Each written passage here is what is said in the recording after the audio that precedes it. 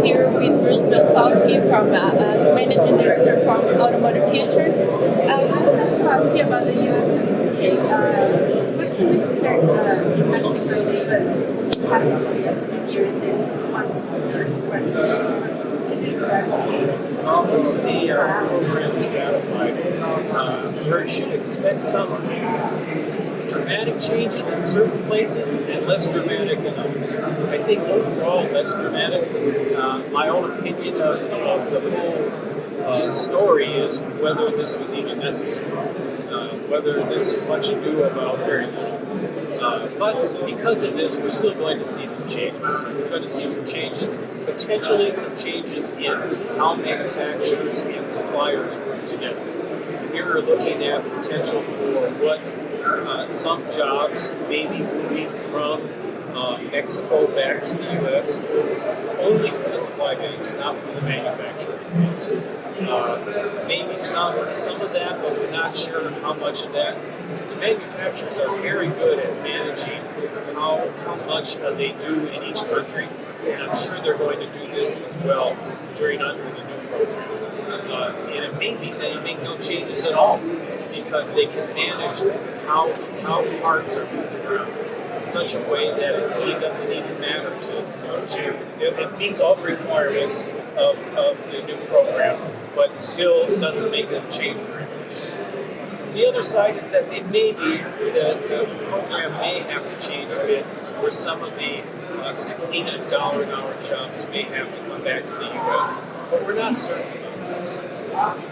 The U.S. manufacturers, I think, are challenged less than the foreign manufacturers, but especially the foreign manufacturers that are bringing engines into Mexico, and then still trying to import those vehicles into the U.S.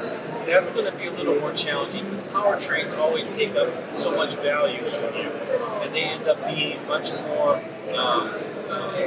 a bigger part of the value. So therefore, anything over 40 has to be at least 40% of the value has to be done inside somebody who's making $16 an hour at least. So we'll have to see how that's going to play out, and I think it's going to. I've traditionally seen the manufacturers, remember, they've been doing NAFTA for almost 25 years, and they've optimized their supply chain, having parts move back and forth from the U.S. to Canada, to Mexico, sometimes back to Canada, and then back to Mexico. And they can still do this, and they may end up doing this and we call it parts tourism.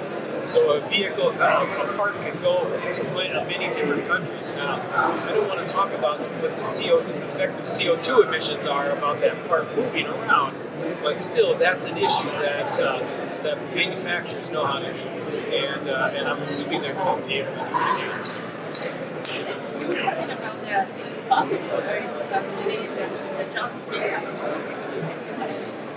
jobs. Is that possible? Well, I think the Mexican government would have, and the manufacturers are going to have to answer that question. But it's a hypothesis. What if the $16 an hour jobs came to Mexico? What if in this case, the manufacturers doubled the wages of the workers? What would those workers do with their money? They would spend it. They would save some and they would spend it. They might be able to actually buy the vehicles that they're building. This was the Henry Ford story in the 1930s that he gave the workers a $5 an hour, $5 a day pay that allowed them to actually buy the vehicles that they were actually building. And it gave them a lot of loyalty to the company. Is this something that could be revolutionize the auto industry? Probably won't, but it's an interesting story to see if we can make happen.